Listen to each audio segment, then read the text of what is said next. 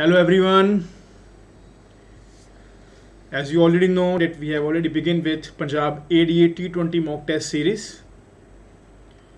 जो आपका एग्ज़ाम 6 नवंबर को है उसकी एक T20 mock test series शुरू करी हुई है. And today is the second video. Today we are going to proceed with 20 questions on CRPC. And without wasting any time, we are going to proceed.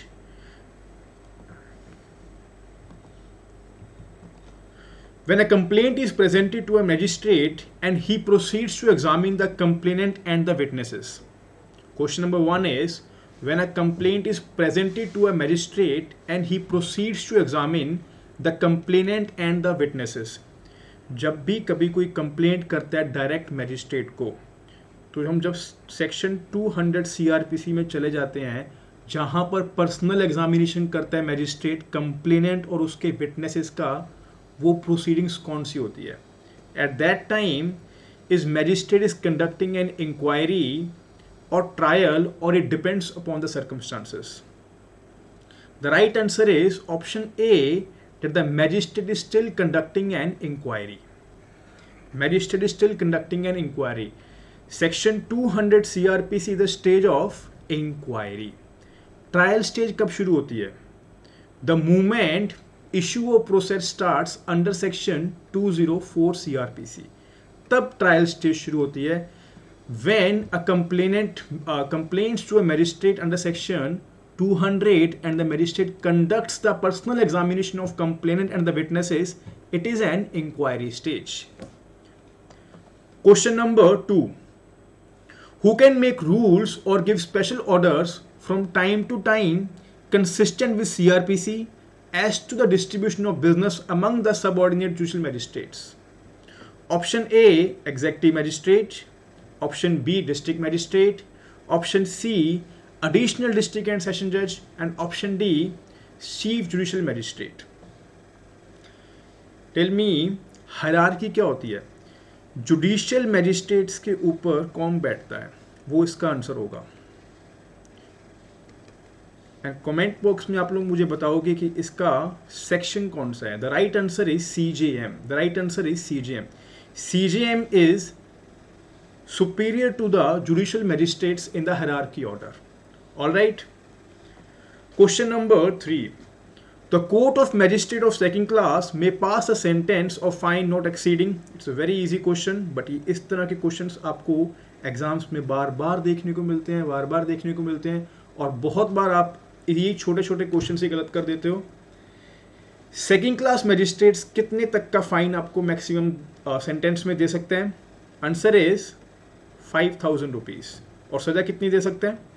5,000 rupees के साथ साथ imprisonment कितनी दे सकते हैं? 1 ईयर. और यहीं पे अगर हम जुडिशियल मैजिस्ट्रेट फर्स्ट क्लास की बात करेंगे तो उसकी पावर क्या है?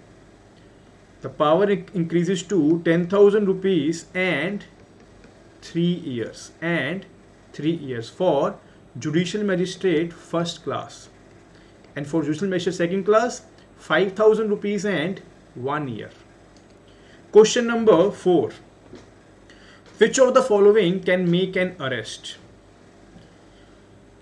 क्या पुलिस ऑफिसर एक अरेस्ट कर सकता है किसी को? यस, सबको पता है कि yes, police officer has the power to arrest. Magistrate के पास पावर है अरेस्ट करने की? Yes, magistrate also have power to arrest any person under section 44. क्या कोई प्राइवेट पर्सन किसी को अरेस्ट कर सकता है? अगर आप कभी किसी को ऑफेंस करते हुए देखो अपनी आंखों के सामने, या फिर कोई प्रोक्लेम्ड ऑफेंडर हो, तो क्या आप उसको अरेस्ट कर सकते हो being a private person? Again yes, you have that power under section 43 of CRPC. So right answer is D, all of the above. यहाँ पे मेरा आपसे एक क्वेश्चन है. When you read section 44, power of judicial magistrate to arrest a person, read it. Section 44 read करें आप. It says that when any offense is committed in the presence of magistrate, whether executive or judicial, within his local jurisdiction, मतलब magistrate के पास power कब है किसी को arrest करने की? जब उसकी लोकल जुरिस्डिक्शन में कोई ऑफेंस हो। अब मेरा आपसे ये क्वेश्चन है, मान लो कि मैजिस्ट्रेट छुट्टियां मनाने कहीं और गया हुआ है, out of his own jurisdiction कहीं और गया हुआ है वो, और वो सुबह वॉक पे गया और उसने देखा कि भाई ए बी को मार रहा है। नाउ क्या जुडिशियल मैजिस्ट्रेट ए को अरेस्ट कर सकता है या नहीं कर सकता, और अगर कर सकता है तो कौन से सेक्शन में कर सकता है? This is the question. ये क्वेश्चन बहुत बार देखा जाता है। सी when we already know that even a private person can make an arrest, a judicial magistrate can make an arrest within his local jurisdiction under section 44, but when he is out of his local jurisdiction he can still make an arrest, but this arrest he will make under section 43 as a private person, as a private person. Got it? Question number 5. Under which section of the CRPC a person who is avoiding execution of a warrant may be a proclaimed absconder? जब किसी के लिए warrant निकाले जाते हैं और वो अपनी उसकी एग्जीक्यूशन को अवॉइड कर रहे हैं, तो उसको कोर्ट प्रोक्लेम्ड एब्सकॉन्डर कब डिक्लेयर कर सकती है? कौन से सेक्शन में डिक्लेयर करेगी? Section 82 of the CRPC, and particularly under section 82 clause 4 CRPC. Very important question. Question number 6. The period of limitation for filing claims and objections by persons other than the proclaimed person in the property attached is. Proclaimed person के अलावा जो लोग अपनी claims और objections file करते हैं, उनके पास period of limitation कितना होता है? ये क्वेश्चन बहुत बार पूछा जाता है। Option A, within 1 month from the date of attachment, within 2 months from the date of attachment, within 6 months from the date of attachment, और within 2 years from the date of attachment. The right answer is option C, within 6 months from the date of attachment. Within 6 months from the date of attachment. ये 6 months किसके लिए हैं? From the persons other than the proclaimed offender. He can file objections within 6 months. यहीं पे अगर proclaimed offender की बात करें, then he can file the objections within the 2 years from the date of attachment. Clear? Question number 7. Whether any criminal court can impound any document produced before it? क्या criminal court के पास कोई document impound करने की power है या नहीं है? We all know civil court के पास तो ये पावर है। Option A yes, option B no, option C only civil court can import, and option D with the consent of senior officer it can be impounded. The right answer is yes, even the criminal court can impound any document produced before it. Criminal court के पास भी ये power होती है कि वो कोई भी डॉक्यूमेंट को इंपाउंड कर ले। Which section? Section 104 of CRPC. Section 104 of CRPC empowers any court to impound the document, any criminal court to impound a document produced before it. So the answer is yes. Question number 8. Mark the incorrect statement. Mark the incorrect statement. ये question ना आप ध्यान से पढ़ा करना। ये incorrect और correct में बहुत बार बहुत लोग गलती कर देते हैं, एंड यू ऑलरेडी नो एक एक क्वेश्चन आपको बहुत पीछे ले जाता है। अगर आपका एक भी क्वेश्चन गलत होता है तो आपकी मेरिट बहुत कम हो जाती है। So question number 8, mark the incorrect statement. Option A, maintenance is the statutory right of the wife. Yes, it is a right option. So ये तो आंसर नहीं हो सकता। मेंटेनेंस वाइफ का एक स्टैट्यूटरी राइट है। कहाँ पे है? सेक्शन 125 CRPC में। A married daughter is not liable to maintain her parents. क्या एक डॉटर अपने पेरेंट्स को मेंटेन नहीं करेगी?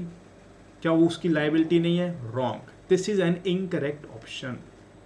सो right answer is B. And ये जो बात है कि मैरिड डॉटर भी अपने पेरेंट्स को मेंटेन करने में लाइबल होती है, ये कहाँ पे प्रोवाइडेड है? Which supreme court judgment? Vijay Manohar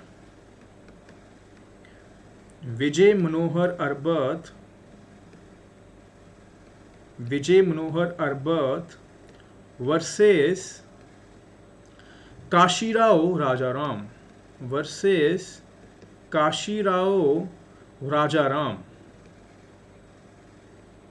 1987 Supreme Court judgment. Very important judgment in which Supreme Court declared that even a married daughter is liable to maintain her parents. Question number 9. Section 125 CRPC does not contemplate payment of maintenance allowance to option A by mother to children. Section 125 में कौन सी maintenance allowed नहीं है? क्या section 125 में एक mother अपने बच्चे को मेंटेनेंस देती है? नहीं। क्या सेक्शन 125 में एक वाइफ अपने हस्बैंड को मेंटेनेंस देने की लायबल होती है? Again no. So the right answer is C, does not contemplate payment of maintenance allowance to by mother to children or by wife to husband. Under section 125 only husband is liable, or in some cases even the children have to provide the maintenance to the parents, but in no case a mother or a wife have to provide maintenance to the husband or the children. Got it? The right answer is C. Question number 10. No order issued under section 144 CRPC shall remain in force for more than 15 days, 1 month, 2 months or 7 days. The right answer is 2 months. Section 144 CRPC में जो ये आपका order issue होता है वो कितने duration के लिए होता है? 2 मंथ्स के लिए होता है, और मैक्सिमम कितने ड्यूरेशन के लिए हो सकता है? 6 मंथ्स के लिए भी हो सकता है. Question number 11. In relation to the FIR first information report, which of the following is not correct? FIR is not a substantive evidence. It merely marks the beginning of the investigation. It cannot be used as a previous statement for any purpose. And the option D is the informant need not be an eyewitness. The right answer is option C. It cannot be used as a previous statement for any purpose. ये option आपका गलत है. It is not correct. FIR एक substantive evidence नहीं होती, तो ये भी बिल्कुल करेक्ट ऑप्शन है, क्योंकि FIR क्या होती है? Corroborative piece of evidence. और FIR क्या है? It begins the investigation. जब आप जाओगे पुलिस के पास जाओगे, आप FIR रजिस्टर करवाओगे, FIR को लॉन्च करवाओगे, तो क्या होती है? तभी से इन्वेस्टिगेशन शुरू होती है ना. तो it merely marks the beginning of the investigation, तो ये भी करेक्ट ऑप्शन है. The informant need not be an eye witness. क्यों भाई? कोई भी हो सकता है. It means it can not be use as a previous statement for any purpose. This is a wrong option. It can be use as a previous statement as it can be use to corroborative piece of the evidence. Got it? Question number 12. Section 159 is primarily meant to give to the magistrate the power of directing an investigation in which cases? Section 159 CRPC कब अपना role play करता है? When the police officer decides not to investigate the case, when the police is still investigating the case, when the police has filed the report under section 173 CRPC, or all of the above. The right answer is option A, when the police officer decides not to investigate the case. Section 159 CRPC एक ऐसा section है जिसका actually में ना तब तक कोई use ही नहीं है जब FIR हो जाएगी या एनी हाउ जब इन्वेस्टिगेशन शुरू होगी. और सेक्शन 157 में इन्वेस्टिगेशन करते टाइम पुलिस इंस्पेक्टर ये बोल दे, पुलिस ऑफिसर ये बोल दे कि भाई हमें इस केस में कुछ भी नहीं दिखा, हम इस केस को इन्वेस्टिगेट नहीं कर रहे हैं. Eight that time section 159 comes into play. नहीं तो सेक्शन 159 का कोई भी रोल नहीं है. Section 159 gives power to the magistrate to conduct a pin pointed inquiry. सिर्फ ये देखने के लिए कि इस केस में एक्चुअली में इन्वेस्टिगेशन की ज़रूरत है भी या नहीं है। ये कोई इंक्वायरी नहीं है, ये कोई इंक्वायरी स्टेज नहीं है, ये अभी भी इन्वेस्टिगेशन स्टेज ही है, बट क्योंकि चैप्टर 12 की प्रोसीडिंग्स चल रही है, बट यहाँ पर मैजिस्ट्रेट सिर्फ एक पिन पॉइंटेड इंक्वायरी ये देखने के लिए करेगा कि पुलिस ऑफिसर जो ये बोल रहा है कि भाई हमें इस केस में कुछ इन्वेस्टिगेट करने को नहीं मिला, कुछ इसमें इन्वेस्टिगेट करने को है भी या नहीं है। Got it? So right answer is option A. Question number 13, in which case it was held that a person has been given protection by both section 161 clause 2 CRPC and article 20 clause 3 of the constitution against questions the answer to which would have tendency to expose him to a criminal charge, and the right answer is option B, Nanni Satpathy versus PL Dani. Very important judgment, और ये question बहुत बार पूछा जाता है कि section 161 clause 2 जो ये tendency to expose to the criminal charge, ये चीज आपको कौन से केस में बोली गई थी? नन्नी Satpathy versus PL Dani. Question number 14, the recording of statements by police officer during investigation is provided by section 161। Recording of statements by a police officer during investigation, जो पर्सनल एग्जामिनेशन करती है पुलिस, वो कौन से सेक्शन में करती है? Section 161 CRPC। बट रिकॉर्डिंग कब करती है? पर्सनल एग्जामिनेशन ओरल भी हो सकता है और रिटन भी हो सकता है। एग्जैक्टली जो रिकॉर्डिंग कब कर सकती है वो आपको बताना है यहाँ पर। Section option A 161 clause 1, option B 161 clause 2, option C 161 clause 3 and option D 161 clause 4. The right answer is option C, section 161 clause 3. Section 161 talks about the personal examination of the witnesses by the police, but recording जो करेगी police वो section 161 clause 3 में करेगी। Clear? Question number 15. Which of the following is not an essential requirement of section 164 CRPC? Which of the following is not an essential procedural requirement? Section 164 किसकी बात करता है? Recording of confession। तो confession के लिए इनमें से कौन सी procedural requirement की जरूरत नहीं है? Warning to accused, क्या जब भी एक्यूज कन्फेशन देगा तो क्या मैजिस्ट्रेट उसको वार्न करेगा कि भाई अगर तू ये कन्फेशन दे रहा है ये एक सब्सटेंटिव एविडेंस के लिए आपके अगेंस्ट यूज हो जाएगा? Yes, he will warn to the accused. बहुत अच्छे से सेक्शन 164 में बताया गया हुआ है। Confession to be made voluntarily, again yes, जो भी कन्फेशन एक्यूज देगा वो एक वॉलंटरीली होना चाहिए। Administering of oath, wrong option. Whenever a person has to confess something to a magistrate under section 164, magistrate will not administer an oath. Why? क्योंकि अगर आपने उसको oath administer कर दी ना, being a magistrate, then it will create an element of fear in his mind. Accused के दिमाग में एक fear का element चला जाएगा कि भाई उसको जो भी बोलना है सच ही बोलना, नहीं तो वो फंस सकता है। तो वो जो ये बात है ना कि वो confession to be made voluntarily, ये चीज़ नहीं रह जाती। दैट इज़ वाई सेक्शन 164 की प्रोसीडिंग्स में जब कन्फेशन रिकॉर्ड करते हैं तो उसको एक्यूज को कभी भी ओथ नहीं एडमिनिस्टर करते। Got it? Memorandum at the foot of the confession, yes बिल्कुल ऑप्शन है, सही है। Question number 16, an executive magistrate is empowered to grant remand under section 167 of CRPC for a maximum period of, एक executive magistrate remand दे सकता है कितने time के लिए? For 7 days। And the normal magistrate वो कितने टाइम के लिए दे सकते हैं? 15 days के लिए।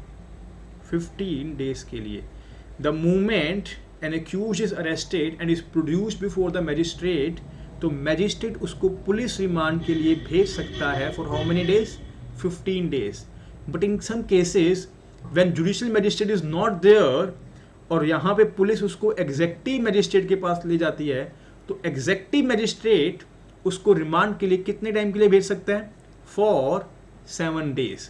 Section 167 clause 1A of CRPC. Clear? Question number 17. A case diary, option A, can be used as an evidence in the case. Option B is an aid to inquiry or trial. Option C, both A and B, and option D, only B. क्या जो case diary, जो एक police की जो case diary होती है police वालों के पास, क्या वो एविडेंस के लिए यूज हो सकती है? नो.